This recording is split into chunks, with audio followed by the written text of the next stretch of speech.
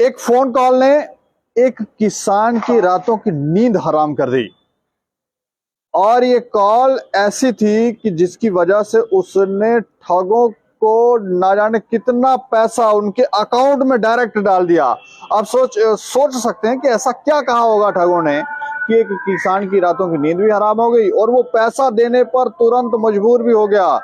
आनन फानन में ना जाने उसने कहां से पैसे इकट्ठे किए और उन लोगों के अकाउंट में डाले। ये मामला हैरान करने वाला। और ये मामला मैं आपको बताऊं, जिला सांबा के रामगढ़ थाना क्षेत्र का है, रामगढ़ का। वहां पर एक किसान को फोन आता है और जब किसान को फोन आता है तो उसके बाद उसके साथ उसको ऐसा क्या कहा जाता है, ये पूरी आपको घटना जो है वो विस्तार से हम बताएंगे। तो इस पर जानकारी देने के लिए हमारे साथ हमारे सांबा के ब्यूरो हैं सुरेश शर्मा जी फोन लाइन पर। सुरेश जी सर, अच्छा, मैं जानना चाह रहा हूँ कि ऐसा क्या कहा किसान को कि किसान की रातों की नींदें हराम हो गई और वो ठगों के बातों में आ गया और पैसे उसने अकाउंट में डाल दिए।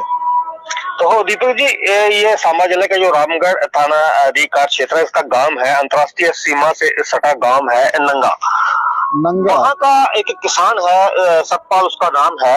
हाँ। उसका इकलौता बेटा जो है वो पिछले 1.5-2 वर्षों से मलेशिया में काम कर रहा है। अच्छा, मलेशिया में रहता है उसका बेटा? उसका बेटा मलेशिया में रहता है।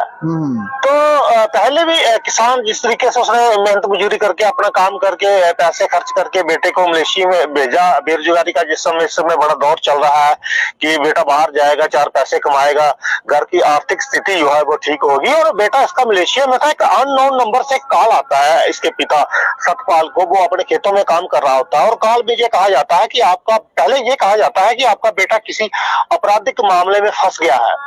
उसके बाद ये कहा जाता है कि एक महिला ने उसके खिलाफ जो है रेप का मामला दर्ज करवाया है।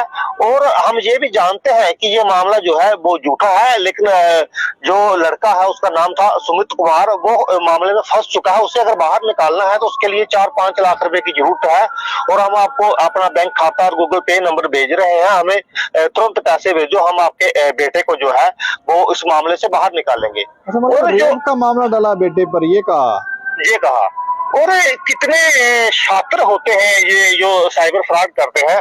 और उन्होंने जिस तरीके से बाप को फोन किया और बाप बेचारा, उसके पांव तले जमीन निकल गई, वो बेचारा घर पहुंचा, आपस में बैठ के सलाह मशवरा किया। उसने एक दिन में जो है 1.5 लाख रुपए के करीब एकत्रित किए और दूसरे दिन जाकर जो उन्होंने बैंक खाते दिए थे उसमें उसने बैंक में को लाख रुपए के करीब और 50,000 रुपए के करीब जो नंबर दिए थे गूगल पे उसने पैसे जो है वो डाले। और पैसे डालने से पहले उन्होंने ये भी संपर्क करने का प्रयास किया अपने बेटे से मलेशिया में, लेकिन उसका नंबर जो था वो नहीं मिला, फोन नंबर जो था वो नहीं लगा। और परिजन चिंतित हो गए। उन्होंने ये सोचा कि बेटा हमारा लॉकअप में होगा, जेल में होगा, इसलिए उनसे बात नहीं हो पा रही। और जो बंदे हमें फोन कर रहे हैं हो सकता है जान पहचान के हो, इसलिए हमें कह रहे हैं कि पैसे डालो और आपके बेटे को हम बाहर निकालेंगे। तो पहले तो ये होता है समाज में कि लोग डर के मारे को इतनी बात गली मोहल्ले में नहीं करते हैं। कहीं ऐसा रेप जैसा संगीन आरोप अगर किसी पर लग जाए, अगर परिवार को पता चले, तो कोशिश यही होती है कि मामला जो है बाहर ना निकले। यही उसके पिता जो जितना बेचारे को वो था किसान सतपाल को, उसने वैसा ही किया, अपने परिवार के साथ मिलकर ही पैसे एकत्रित किए और 1.5 लाख रुपए डाल दिया। जब दूसरे दिन पैसे डालने के दूसरे दिन बाद अचानक बेटे का फोन जो है वो परिजनों को आता है, पिता को आता है। तो पिता तो खुश होता है कि मेरा बेटा शायद बाहर निकल गया। जिस तरीके से मैंने पैसे डाले थे, जिन लोगों ने मेरे से पैसे मांगे थे, उन्होंने बेटे को बाहर निकलवा दिया शायद। हाँ। और बेटे को जब बाप सारी बात बताता है, आपस में उनकी बात होती है, तो बेटा ये कहता है कि पिताजी आप जो है वो साइबर ठगी का शिकार हो गए हैं। आपने पैसे जो है वो आपको ठग लिया, किसी ने गलत खाते में आपके पैसे चले हैं। कोई बात नहीं, जो होना था वो होगा। बेटा बाप को दिलासा भी देता है। हाँ। लेकिन मामला इस तरीके से गंभीर है और ऐसे आए दिन सुनने में भी मिलता है कई जगह पर जो साइबर फ्रॉड होता है, लोग ठगी करते हैं ऑनलाइन लोगों से। और हालांकि इस मामले में अगर देखा जाए तो पुलिस द्वारा कई बार जगह कई स्थानों पर जागरूक शिविर भी लगाए जाते हैं, लोगों को जागरूक किया जाता है कि अगर कोई अननोन नंबर आए और पैसों की कोई मांग करे तो पहले उसकी जांच पड़ताल कर लो। और जिस तरह के जब ये पैसे डाल दिए और दूसरे दिन जब बेटे का फोन आता है कि मैं ठीक हूँ, मेरे साथ कोई घटना नहीं घटी, फिर परिजन सोचते हैं कि हम जो है ठगी का शिकार हुए हैं और बेटा ही उन्हें ये बात बताता। फिर वो अपने पूर्व पंचायत प्रतिनिधि, गांव के जो गणमान्य गणमान्य नागरिक होते हैं उनको इकट्ठा करते हैं और सलाह मशवरा करने के बाद पिता जो सतपाल है अन्य परिजनों के साथ, गणमान्य नागरिकों के साथ, पूर्व पंचायत प्रतिनिधियों के साथ रामगढ़ पुलिस स्टेशन में पहुंचे हैं और इस संबंध में जो है वो शिकायत दर्ज करवाते हैं। हालांकि हम बता दें कि ये मामले जो है जो साइबर सेल होता है पुलिस का वहां पर दर्ज होते हैं और जिस तरीके से पुलिस ने भी इन्हें आश्वासन दिया कि वो जांच करेंगे, लेकिन ये साइबर सेल में भी मामला जो है वो दर्ज करवाना पड़ता है। हो सकता आज तो हमारी उनसे बात नहीं हो पाई, हो सकता वहां भी करवाया हो, लेकिन हम इसके साथ ही ये भी कहना चाहेंगे कि अगर कोई अननोन नंबर आए, ऐसा मामला हो। हाँ जी, इस किसान को पैसे वापस मिल जाएंगे कि नहीं? नहीं, ऐसा लगता नहीं है, क्योंकि पहले भी जो मामले सामने आए हैं ना कि किसी से ये पता नहीं चल पाया है कि उन्हें पैसे वापस मिले हो, या उस जो नंबर जिन गूगल पे नंबरों पे इन्होंने पैसे डाले हैं वो फोन भी अब बंद आ रहे हैं, जो हमें जानकारी मिली है।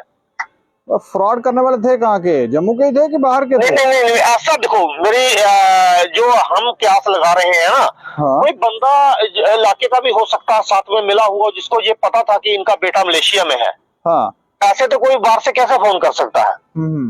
कोई बंदा हो सकता है इलाके का ही बंदा, बाहर कहीं दूसरे प्रदेश में हो, देश के ही किसी दूसरे प्रदेश में हो, उसने मिलकर इनको चूना लगाया हो 1.5 लाख रुपए का।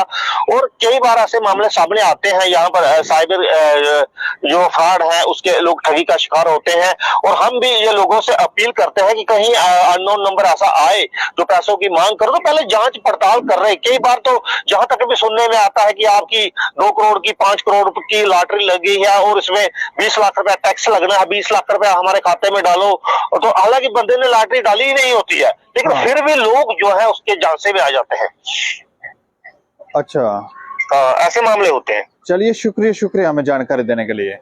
ठीक है। तो ये देखें, एक पिता, वो भी गरीब किसान, मेहनत मजदूरी करके पैसे कमा रहा था और उसको जब ये पता चला, फोन कॉल करके ये कहा कि तुम्हारा बेटा रेप के मामले में, बलात्कार के मामले में सलाखों के पीछे चला गया है, उससे बचाने के लिए पैसे भेजो। तो आनंद फानन में यहाँ वहां से पैसे इकट्ठे करके भेजे, तो बेटा दूसरे दिन कह रहा है कि ऐसा तो मेरे साथ कुछ हुआ ही नहीं है।